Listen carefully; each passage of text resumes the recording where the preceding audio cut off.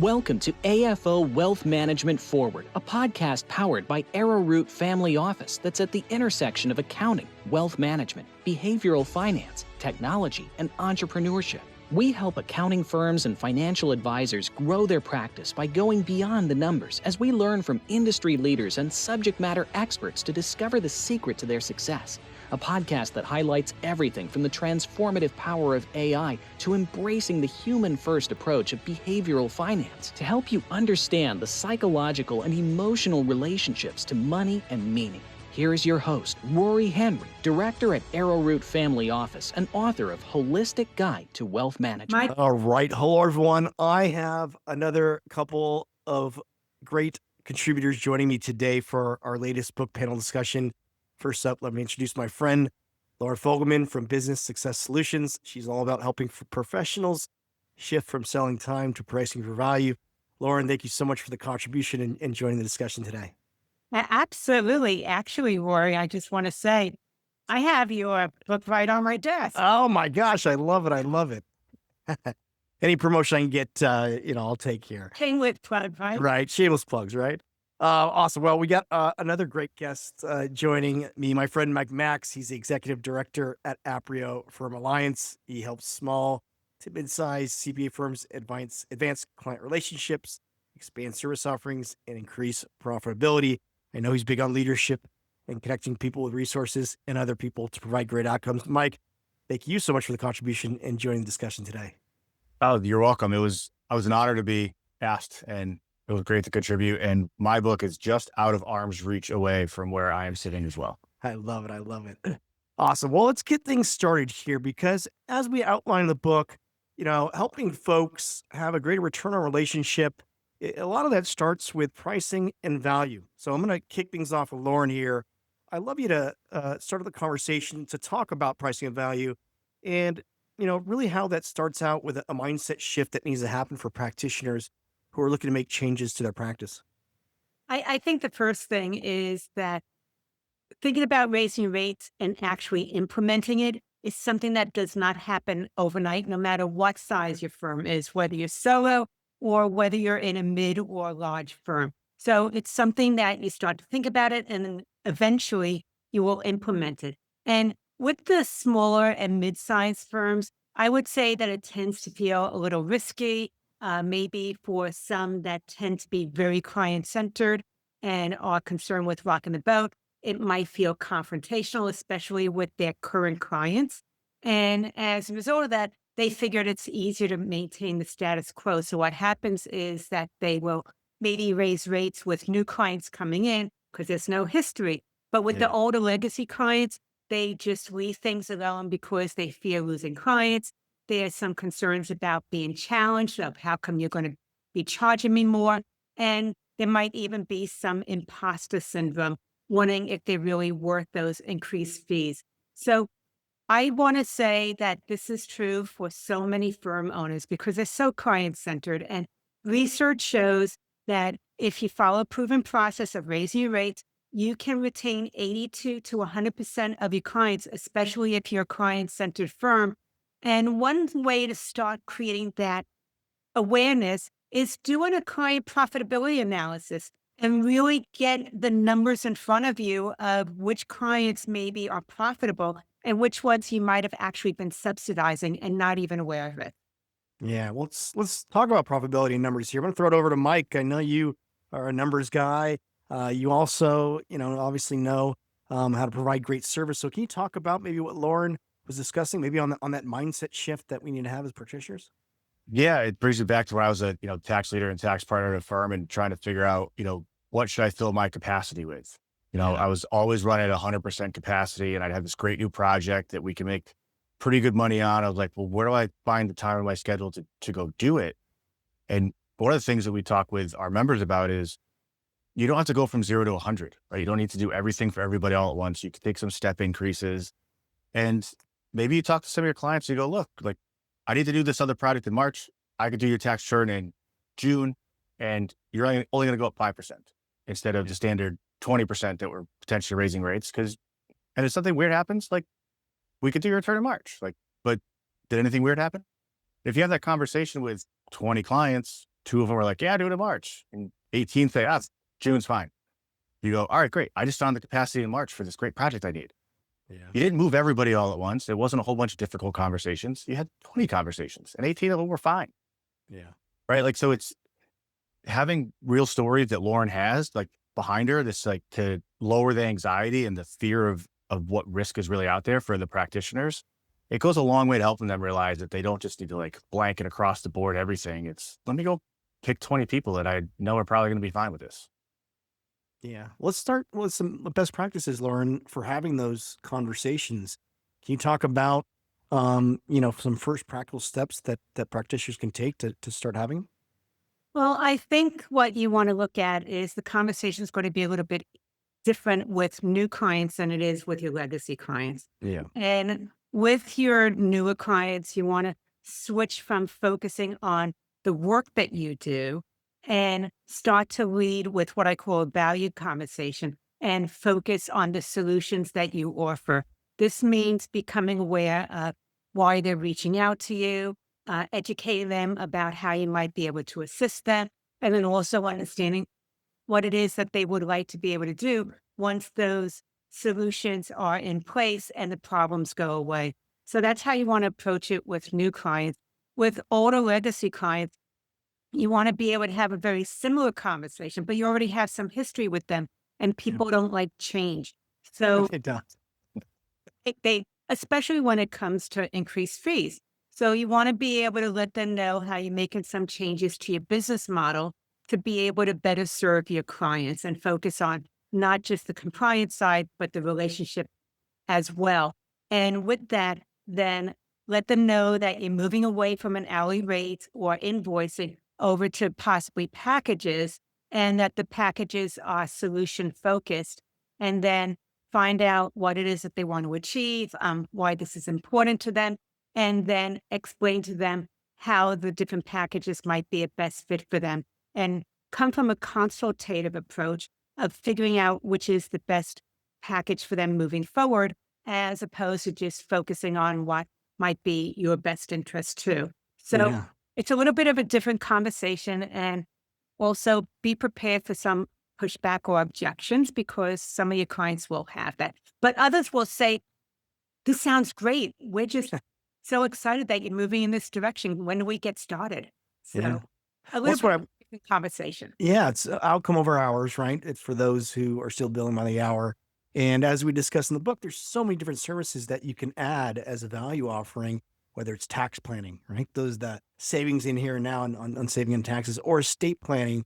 Some of the great tech-enabled solutions we outline in the book can allow you to provide that family office level of care using estate planning or just financial planning on the personal side to really diving deeper in helping people budget and having a financial plan is just a number of a couple services that you can provide if you're looking to shift on that pricing and value offering. And Lauren, a question for you that came to mind as you were speaking is what percentage of clients do you think typically give verbal or written feedback about a price increase? Because that's one of the fears that firms have is, oh, everybody's going to be mad. But what real percentage have you seen with all the consulting work you've done around this space? They're actually the fear is that I'm going to raise my rates and then they're going to be leaving in droves. I'm going to just tell you about one of my clients who has a small CPA firm. She does only tax work. And last year, I believe in November, she sent a letter to all of her clients about moving over to packages. And some of her clients, she raised over 50% in fees. And she was hoping that some of them would shed. She ended up keeping 90% of her clients. She made more money, but she retained more than she would have liked to. So statistically, especially if you're a client-centered firm, it'll be between 82 to 100% of keeping your clients. But I also want to say it depends on how you position it. If you use the justification of, oh, my overhead has gone up and I'm going to pass it on to you, then some of them will probably leave. But if you come with being more client-centered and how you're going to help them, then a lot of them will stay and more than probably what you expect. Yeah, it's the what's in it for me, right? And so if you can outline that and provide that in a clear way, clients will be welcoming the change. Now, there's vulnerability in pricing changes. I argued in the book, there's been, a shift obviously from time-based billing to value pricing. Some firms are doing subscription pricing, and it's been some tougher. That's why folks like yourself, Laura, out there, coaching people on how to do this, because they've had to increase prices to meet all the value they're providing. On the wealth side, it's been different. We've had the 1% AUM for a couple of decades, and we've had to increase the amount of services that we're providing to justify the fees we're charging. So, I empathize with folks out there who are having to, increase their prices or being able to change their offering as a business model. I know it can be difficult. Mike, let me kind of shift over to vulnerability, because I know, I listened to your talk at Bridging the Gap, and you are, big on vulnerability. And I know that can be a superpower in firm culture out there. Can you talk about, your philosophy of being vulnerable, and then some ways and steps that folks can implement to be vulnerable themselves? Yeah, I really believe, and I've seen it happen, that with the leadership of any group, whether it's a team of 3, 30, 300, when the leaders are honest and authentic, and they share their failures, it gives the rest of the team permission to fail. Yeah. And that also gives them the ability to try things, right? It inherently allows them to try to be creative, to be innovative, to think a little bit differently, not always play it safe. Fail fast, fail forward. And when the leaders are sharing like, hey, so I've messed this up in the past doing it this way. So as you're trying, don't fail the same way I did, fail a different way. Or what you tried maybe is different and it works the first time. Fantastic. Let's high five all around. Yeah.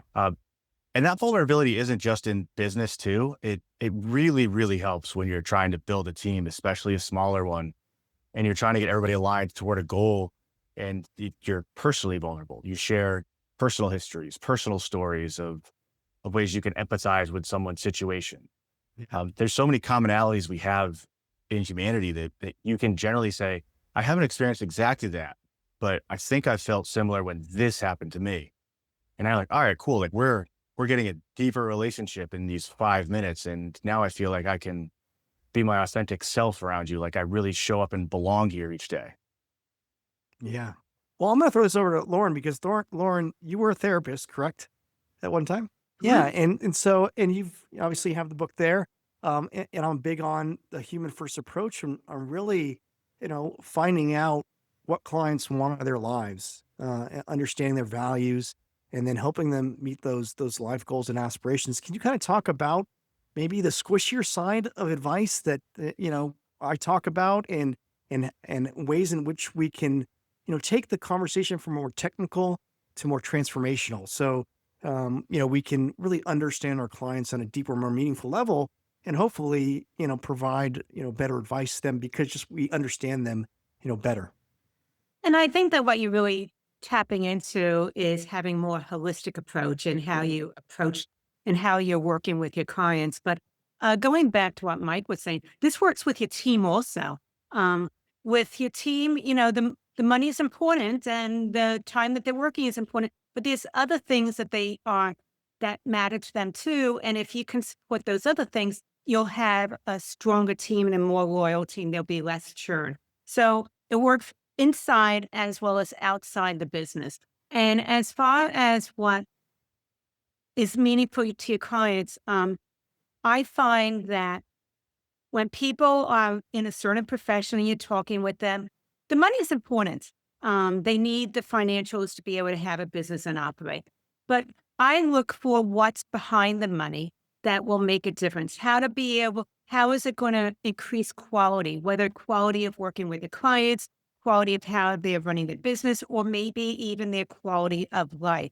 And if you can tap into what would be different once they are able to achieve those results that you're able to assist them with, and show them how you can help them do that, either faster, better, easier, with less costly mistakes, then they're going to see the value of engaging your firm services, and they're going to, it's going to position you more as that consultant as opposed to the technician part of it. But the other thing is that they're going to be less price sensitive as well, because you're going to help them with moving towards something that's meaningful for them beyond the compliance part of what you're doing. Yeah, it's getting them to that desired state. The Experience Economy by Joe Pine and John Gilmore. They talk about services are saving people time. It's experiences that are time well spent, and then the transformations is the highest, and it's time well invested. And I think once we understand our clients on that deeper, more meaningful level, we can help lead those breakthroughs and those transformations to help them improve their business or improve their personal And lives. and Rory, I don't think that transformation is a word that everybody uses, or maybe we have slightly different definitions. So I think to be on the same page, I would love for you to put out there, how are you defining transformation so that we can really understand it and take the information that we're talking about today? Yeah, it's breakthroughs in their business or their personal lives to help them get to that desired state. Do I want to increase my business by X amount, right? Can I save enough money to put my child into college? So having those KPIs, but really understanding what those wants, needs, and desires are for that client. And the only way to do that, my belief, is to do deep discovery. So going beyond the numbers, as you stated, Lauren, as you alluded to, Mike, is going beyond the numbers and really understand the human behind that and where they want to go in their lives. Yeah, kind of that ends, Rory, when I was going through my own transition from being a tax partner to leading the alliance. I was working with Amber Setter, and she did a couple of those deep discoveries with me to help me figure out what it is I wanted to do. And part of that is kind of diving into some of your fears. And she called it an unexamined fear of, why wouldn't you go make this change? And ultimately it was, well, I need to pay the mortgage and feed the family.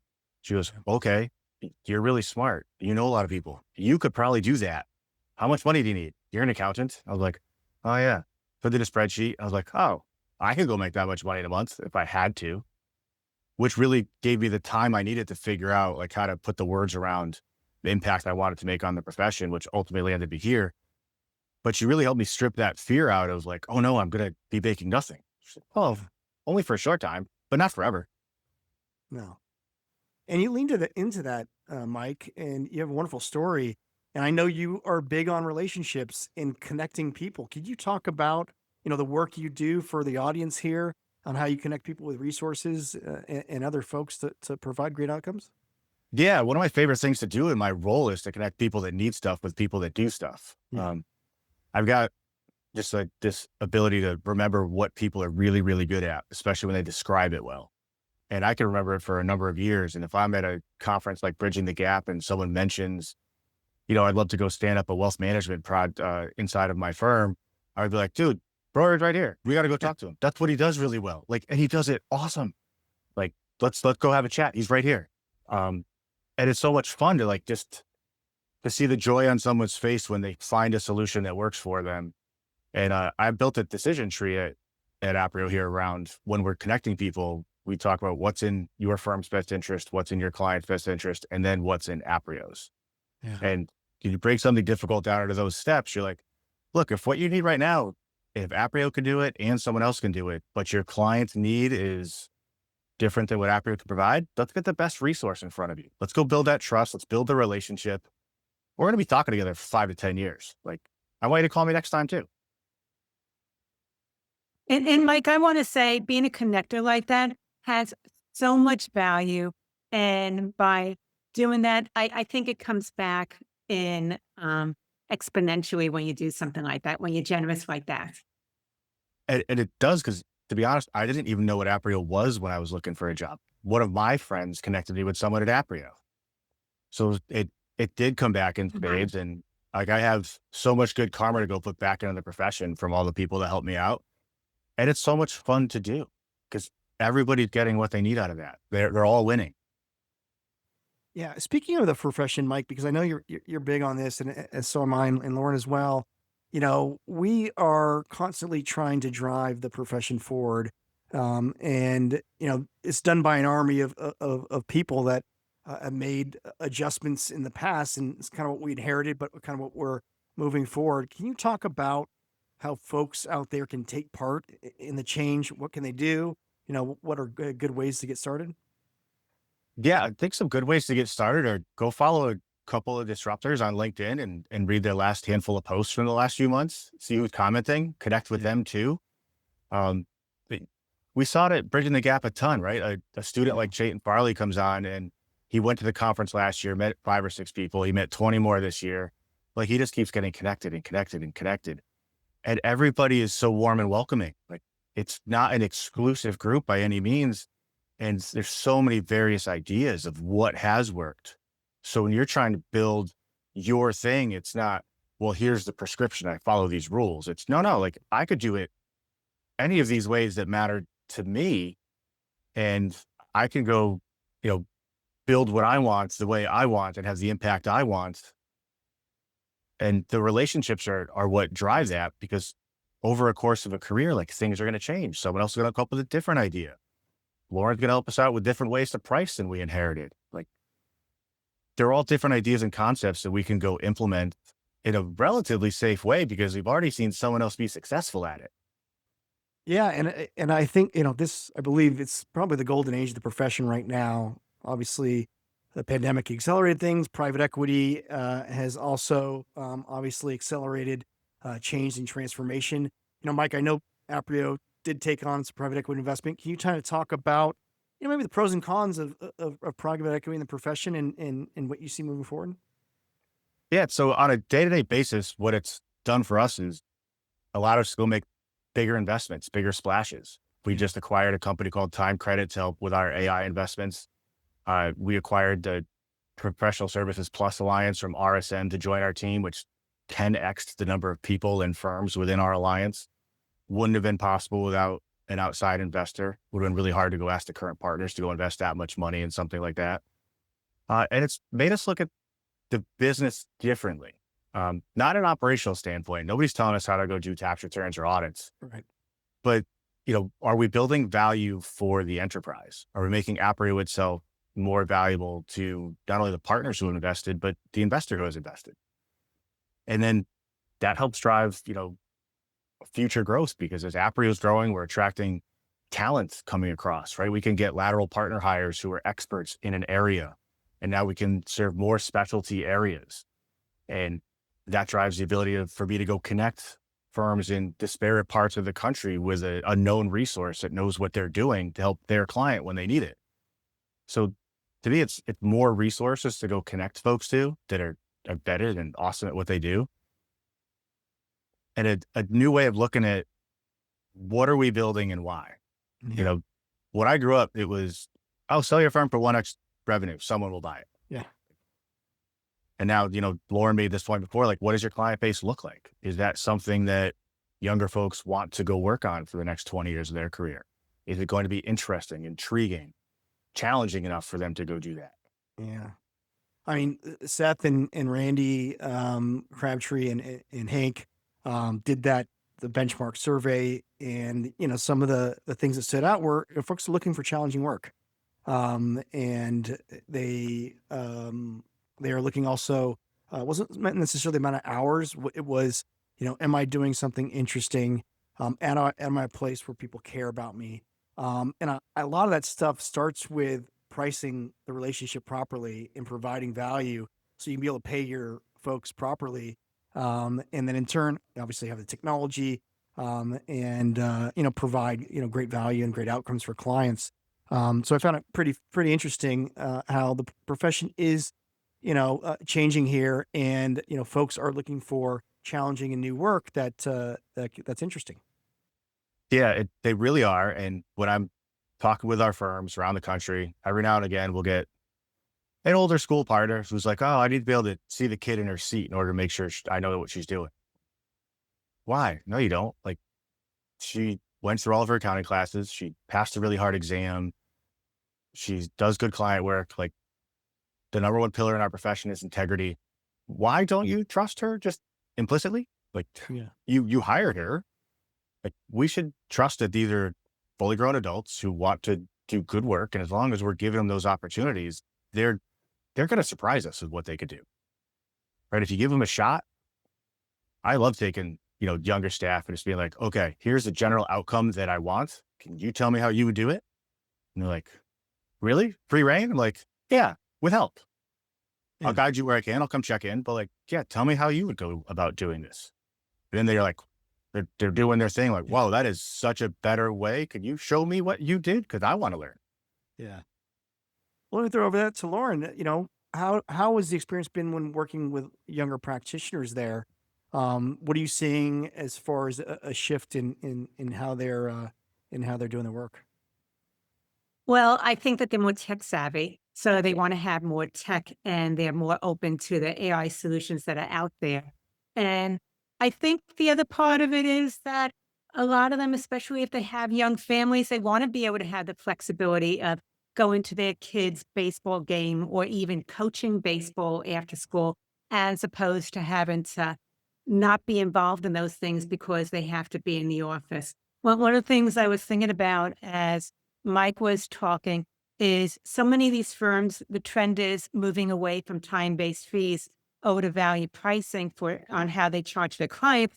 But then they still have the mindset of wanting to give their staff an hourly rate and that it's all about time. But if they were able to take that same mindset about value pricing, how they charge their clients and apply it to their staff might be incentivized to be more efficient because they're focused on producing outcomes as opposed to how much time it takes to input the data or do the work.